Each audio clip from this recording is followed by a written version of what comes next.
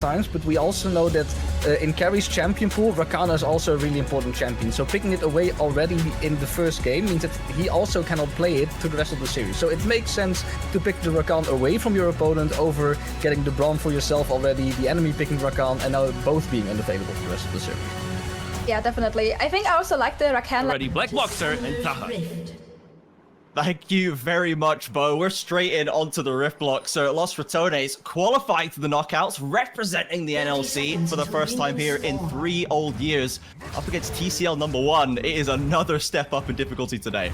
Oh, it really is. Los Ratones coming in, only having dropped 1 game for themselves all year, and then all of a sudden they get kind of smacked around by Carmine.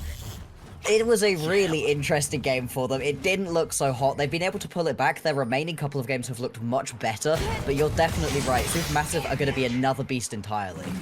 It was tough to watch that one. It was tough to watch. It was tough to hear as well, because obviously Los Ratones being so transparent in the way they're sharing their comms and sharing the players' experience, the coaching experience from the games. It gives you an insight into, you know, quite a lot. And trying to get a Jax ahead, that could be huge. Yeah, normally we're seeing BAUS abandoned on top side, remaining even through his own machinations and his own techniques, but he's not necessarily being assisted, as you say, that one by the Ratones team squad. Nemesis looks to try and get a shove back onto Fiesta, snaps back into the lane, and we'll go W for ult trade. He's loving that. Yeah, that's exactly what you want to do in this matchup. You can really begin to bully out this Azir. Usually such a safe champion. The Azir, the Orianna, these are the 2 mid laners that you pick when you don't particularly want to engage with your opponents until you get to these team fights. So LeBlanc, one of the few champions that can actually begin to get things going. Quality of players that Los Ratones find themselves up against right now. They had a pretty easy split in the NLC. They took first place without too much trouble, but Supermassive, perhaps a different breed as Velia, caught on a zone in the river. Twisted advance in to buy some time, but it's first blood into Fiesta's pocket.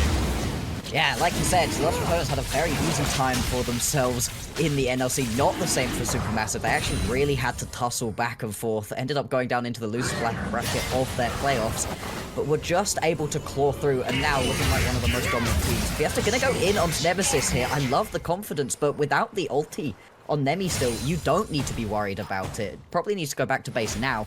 He's really just asserting his dominance on the Rift at the moment. No mana with Fiesta in that trade. Had the flash, man. Just the whole... Good to see them playing it out as intended so far. We've got a minute 15 until the next set of grub spawn. Now, Supermassive were able to get the first 3, so they're definitely going to be looking towards that next set. Getting all 6 here on a composition with a Jax, that would be great. Gang sets up the easy ult connection. The flash was BAUS, there's nowhere to go. Just trying to clear out the minions. The Jax Sejuani combo is devastating, and BAUS just with no options to escape. No, just completely gets run over right there. Now, BAUS, no straight of dying, not something to worry too much about. But still, you don't want to be giving these early kills over, especially onto the Jax right here. Fiesta actually does get hit by the ult. He's fine. Comes out right now. Velia not in range, and again it's ult for W trade. To help out the rest of your team. Not the case with the LeBlanc, of course. Being able to get an early kill and avoid so much destruction early on is great. BAUS can get focused again. Dear oh dear, the permafrost is out, and it's another kill. This time picked up by Skeen to the feat of warfare claim for Supermassive. Again, this is the usual MO for the Los Ratones top laner, but on the Garen, feels like there's maybe less scope for him to be more valuable with more depth as he is with his other picks. As Los Ratones don't want to give up this entire top side. They've pushed Supermassive out of the rub pit. Ult comes across the Crowdy just to steal that one away is the plan, and they'll happily, I think, seed the rest. No need to go crazy for it. Well, you say that, but it doesn't look like Los Ratones agree necessarily. They are sticking around just a little bit. Could potentially try for something. I think it would be a mistake, like you said. They're just going to watch the rest of the grubs go down. Fight here for Supermassive. They're going to be more than happy with that one. I can understand Los Ratones, though, not wanting to give over all 6. As he pings onto this bot lane right now. Ooh, the hook just about misses. That should dissuade any over-aggressive plays.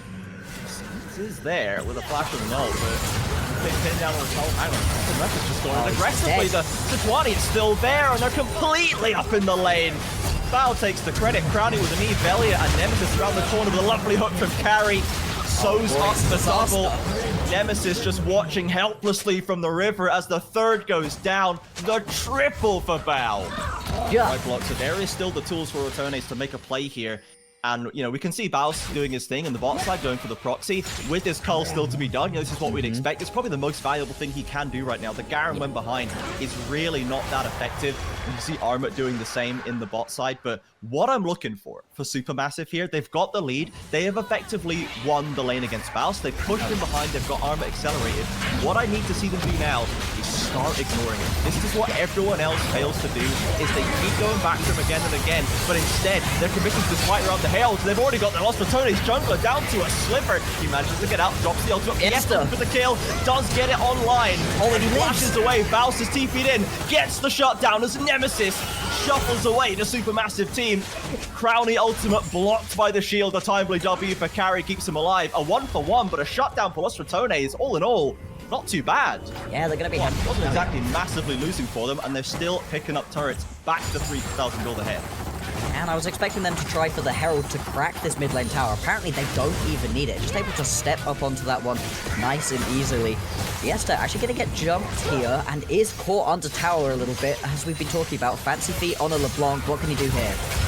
He's trying to keep them under wraps right now. Bao and Cowie rotating over as fast as they can. The market is there. There's the split to advance. Nemesis needs to get a range to burn. Belia can almost do it himself. He's flipping back and forward, and Rekkles picks up the credit. But now the Corkies come around the corner. 3-0, remember? This guy is blasting on the AD carry. Nemesis slides in to shove them back, but only serves up a double. Skeens now cutting off the retreat from Rekkles. Can Crowny get his support out of there? He can. Offers the E. And the ult comes through. Skeens just happy to keep this extended right now. Armut's on the bot side looking for an angle in as well. There's no tower to protect them. Jumps over the wall. The flash is being burned. Relentless are Supermassive's top side looking for these kills. They won't find any more, but that just shows they are... Open up, do what he needs to on this incredibly fed Corki, and one that we saw previously where he wasn't able to. Very much of this game between Supermassive and Lost Ratones is going to be on Bao and how much he's able to actually deal the damage with Corki. Pretty short range when you're trying to get as much damage out of that Gatling gun as possible. With threats from Lost Ratones, it could be a little bit tricky, but he's been playing it out excellently so far. Absolutely, a Supermassive can keep him safe. You know, he does put himself in the range of a Rakan W ult, of a Nemesis shuffle, of a Belia W, but he's got that front line to protect him. He picks his moment. We can see Bao is devastating right there. Herald picked up by Lost Ratones to the top side of the bot lane tower. Fell for Supermassive as well. All the outers from the NLC representative now down. Do have a Herald themselves to see if they could drop it in the mid lane if they so wish. The Atakan has now spawned as well. A Ruinous in game number 1. A completely down and out position right now. Crowny though, Crowny! He's right into the ult from Skeens. He's probably gonna live it, but we need to give that Sejuani some credit. BAUS has TP'd in, trying to get the frontline damage down. He's got 2 items, but Bao is still shredding him with the Gatling gun. That might be one of the single sexiest Sejuani plays I've ever seen. That was gorgeous from Skeens. Like you said, it doesn't result in a kill, but still are going to be an NLC fan here. Pretty good that it doesn't. Once again, though, Crowny getting jumped is able to jump away from this one. Sandwiched, though. Oh, dear. Carry around the corner with a point-and-click ultimate, and Bao picking up the credit. Looks for the hook onto Rekkles as well, but that will not land. Looks like it is going to be a bit of a push over towards Atakan right here for Supermassive. Without that ADC, without that 2-item carry for Lost Ratones, there isn't really going to be any response at all. They're going to be able to get themselves a tier 1 tower in the bot lane. It's something. You can see the pings onto the tier 1 in the mid lane too. If they can grab those 2 towers, it's not the end of the world. Still though, the Ruinous Atakan right here with the first 3 Drakes in their back pockets is going to feel great. Yeah, and the Ghost still being held by Belia. They're not pushing for this mid lane outer. Instead, they take a position in bot side jungle and then back away. Clearly some other... Needs to be that one shot first. Oh, actually, that's decent damage back from Lost Ratones right here. BAUS, Armut, they're having a bit of a fight right here. And Supermassive, they're going to be able to collapse on this one much quicker. BAUS is just going to get chased out here. He has to recall, surely. Getting kind of clonked. The Sunder Sky Triforce doing work for Armut. Has to back away. Obviously, the Garen passive will heal him up before too long. Not quite level 16. It's not its maximum power, but it is still going to be very valuable, and he doesn't have to pull the full recall. Dragon spawns. Would be sold for Supermassive, and now the Herald comes to Belia, but Bao! The again chunking out the Ratones. Then comes the ult from Skeens. Belia tried to cross the passage, but couldn't make it. Nemesis ulted by Nautilus, then comes to re-engage. There's Rekkles. Carry going to be the first of all. BAUS is deep in the backline. Absorbs the attention, but trades top for support. And that Herald that we saw picked up ages ago, basically just wasted, gets popped in the mid lane, doesn't go anywhere, and now you've lost out onto your top laner. Sure, carry isn't here, it's going to make taking this Drake a little bit tricky, but this is Soul, remember, this is a massive Drake right here for Supermassive. Not having to worry about the Garen is going to make it that much easier to try to play around this one. Yes, the spot of failure. Armors as well. They've isolated the jungle. Lost RATONES are nowhere near. Dropping lower and lower, but Nemesis comes in with the shuffle to save failure. It can't get him in range of the Drake, and Supermassive, they've got the Soul. BAU now finally under pressure. Crownie flashing forward, but traded by BAU. They can't get the kills.